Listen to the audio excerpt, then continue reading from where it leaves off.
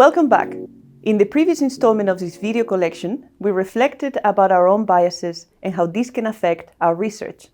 In this video, we will focus on the process of collecting stories through participant observation.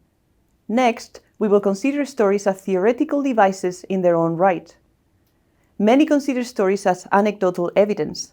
However, in qualitative research, stories can also become theories. To be able to understand stories as theory, we need to immerse ourselves in the context in which we collect these. We do this through participant observation.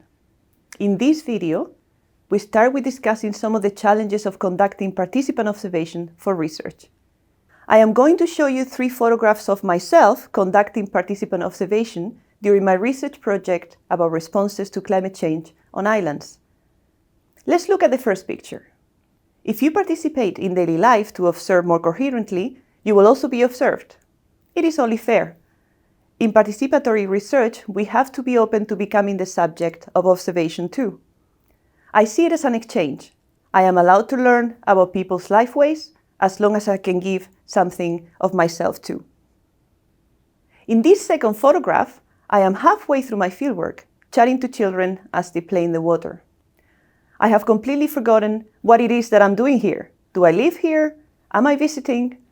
Keeping a diary, including descriptive accounts and analytical tags, can help remind you of your ultimate research purpose. There's nothing wrong with having fun during research, as long as you converse with your research self through jotting notes, voice recording impressions and new ideas, and taking photographs. These data collection tools will prove to be of vital importance at later stages in your project. In the third photograph, I am joining prayers on Hari Raya Idul Fitri at the end of Ramadan.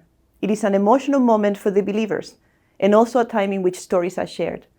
I remember how I struggled with the idea of participant observation as intrusion, particularly here, when I was participating in the prayers. Am I extracting knowledge? Is participant observation even ethical? Participant observation can never reach a perfect balance. Sometimes we observe more than we participate, and sometimes we participate more than we observe.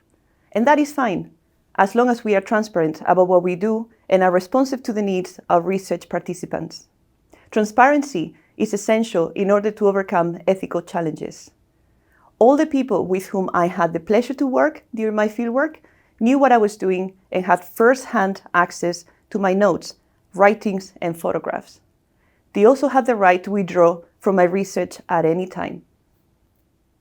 At times where these boundaries were blurry, I reflected and partook without observing.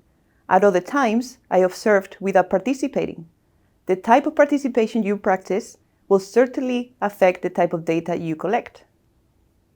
So, after conducting participant observation, how can these stories be theoretical devices in their own right? People across the globe conceptualize the world through different stories. I did participant observation to collect stories, and I used these stories to build and co-produce theory. As I discussed all the steps of my research process with 9 islanders involved in the project, we could claim that our research is co-produced. However, considering power imbalances in research, not everyone involved in a research project has the same influence. We will discuss this in detail at the end of this video collection. In a nutshell, stories are not just lenses through which we interpret reality. Stories are reality, and we have to remember to reflect about the ethical challenges we experience in research. Let me show this to you with an example. Do you remember when we said that stories can help us understand the relationship between meaning and practice more coherently and ethically? Meet the barracuda, a famous fish on Nine Island. This fish is considered an ancient inhabitant of the island, and thus one that knows the ancestors of all islanders. While on a fishing trip, this young barracuda got curious about me one day. One of the fisherfolk told me that it was actually good.